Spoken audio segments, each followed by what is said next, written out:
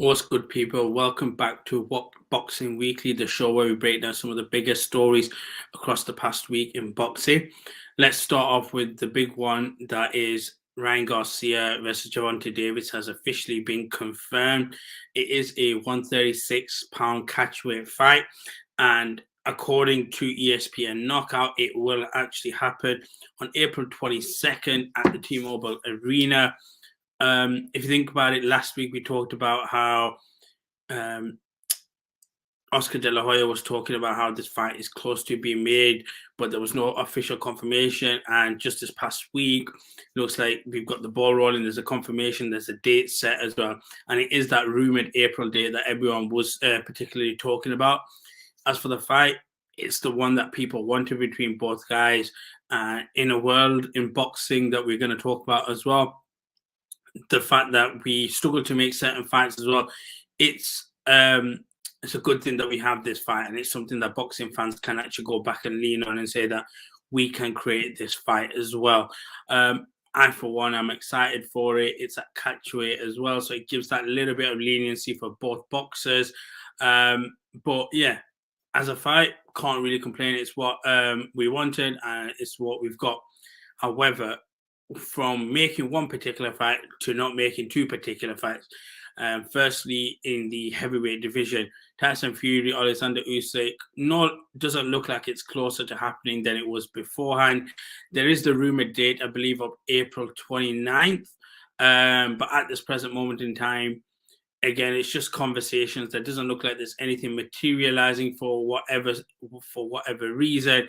And again, it leaves us frustrated as boxing fans, because if you want to talk about the biggest fight you can possibly make in boxing right now, that is it. At one point, yes, it was Canelo Triple G. We've had that, but if you want to talk about the main marquee fight that everyone wants to see, it's always been heavyweight boxing, and it's this particular fight for undisputed. And unfortunately, for whatever reason, it just doesn't seem like it is materializing into anything. Again, the only thing I can see from this, however, is I don't think both boxers will actually have a stand-in fight, because the longer, if they do, it just delays the process and we get more questions. If anything, we may have another 6 months of this negotiation period and potentially have it in October. If I'm honest with yourselves, I don't think we have enough time to, in terms of the magnitude of this particular fight, to get it set up, organized, and then go through the promotions. I think we've still got a long way in terms of this particular fight. It goes down to, again, fighter splits and stuff like that, which brings me on to another fight, welterweight division. Everyone knows we want Crawford versus Spence, and it doesn't look like we're close to having that particular fight as well. In terms of where we're at, it does look like we're at a bit of a decline.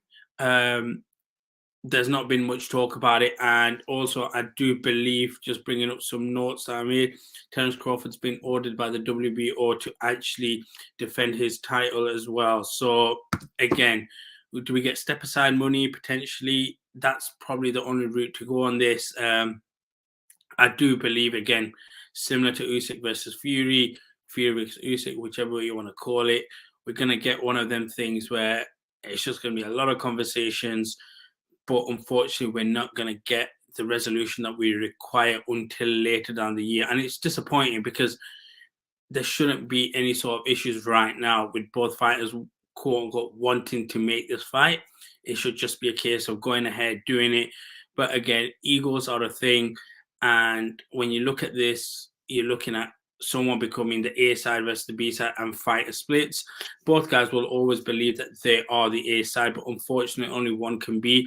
And with that comes fighter splits. And again, you just will not get the 50-50 split, unfortunately. But moving on from that into women's boxing, and the rematch between Katie Taylor and Amanda Serrano looks to be off as well. Looks like Serrano has pulled out with an injury. Now, with this particular fight, it's a little bit different because it's a rematch, and you look at how both women want this fight, and we've talked about how this would be probably the final fight for Katie Taylor. It's one that I'm not too worried about, and it's one that I believe that can be organized going down the line later on. But again, for boxing, when our main marquee stars are not making a wave in the men's division, I guess you want to look at the women, and this again will be one of them sad things where one woman sadly has to pull out, but it's not one of them things where I'm too worried about because I do believe we'll get this fight as well. Same with Shields Marshalls, we potentially could get rematch there. So I trust the women to get the job done, which is something I can't put my money on when it comes to the women and the men. Sorry. Going forward, looking ahead to this weekend, you do have the Misfits card coming back on the zone. I know it's not everyone's cup of tea type of thing, but it is here and it's here to stay, and it has its own lane. And we talked about it before on the pod. That influencer boxing is not catered to everyone, but whoever it's catered to, they buy the zone subscriptions.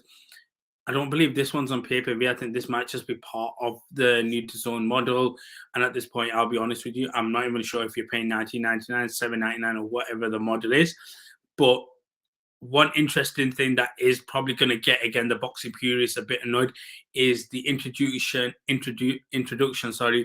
of boxing tag teams. Now, I'm just going to go through some of the rules. And again, for me, this seems a bit too chaotic. I'm on board with the influencer boxing personally, unless I see this plan out, which I will have a watch of. I don't know how they're going to go about and get this done. But just to read some of the rules, you've got to raise your arm to tag out. Your teammates have to wait in the corner to tag in. You can't tag in mid-action, only in a pause. There's unlimited tags. Team scored as one box, and if one teammate is KO'd, the fight is over. I mean, make of that what you want. The way I see it is it's going to be something that's going to be tried and tested. And because of the market they're in, being the influencer market, it's serious, but it's not too serious where they're allowed to play with this. It's probably the only place you can do it. Like I said, it's not going to resonate to pure boxing fans, and that's okay. It's not meant to. But yeah, it'll be, like I said, it'll be something that'll be interesting to give it a watch, see what people think. Again, I can imagine there's going to be a lot of negative reviews about it. But for them people, the only thing I can say is it's not your market. It's not made for you. It's made for a certain demographic that will be subscribing for DAZN for that particular event, and most likely not for the rest of the boxing events throughout that calendar month. But yeah, just to quickly wrap up, there are a couple of fighters that are classed as free agents. Now, Adrian Broner left BLK Prime Promotions. If you remember, he was scheduled to have a fight under their name, and again pulled out, didn't materialize. Sadly, I don't know when we'll next see Broner in the ring personally. I want to see it. He's box office, or he was box office. I'll be interested to see how he is when he eventually does fight. But he does leave BLK Promotions. And you've got Andy Ruiz as well, who's leaving TGB Promotions, who runs Al Heyman's side of the stuff for PBC.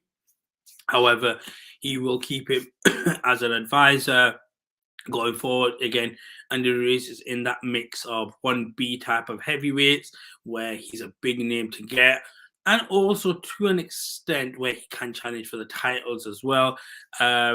I believe there was a WBC eliminator between him and Wilder that was supposed to be on the cards as well. That hasn't materialized yet, but I wouldn't be surprised if come April we get something like that, or actually might be pushed down the line. Can't remember when Benavidez and Plant from the top of my head are fighting. If they are in March, we could get that in April, but it's a case of time will tell. Again, if you are, but that's going to wrap up today's episode anyway, recapping the news on Boxing Weekly. If you enjoyed the content, drop a like, share, subscribe. And if you're watching this on YouTube and you're not subscribed, please hit that subscribe button. We're close to 1,000 subscribers and we want to hit that mark very soon as well. But as always, guys, love and peace.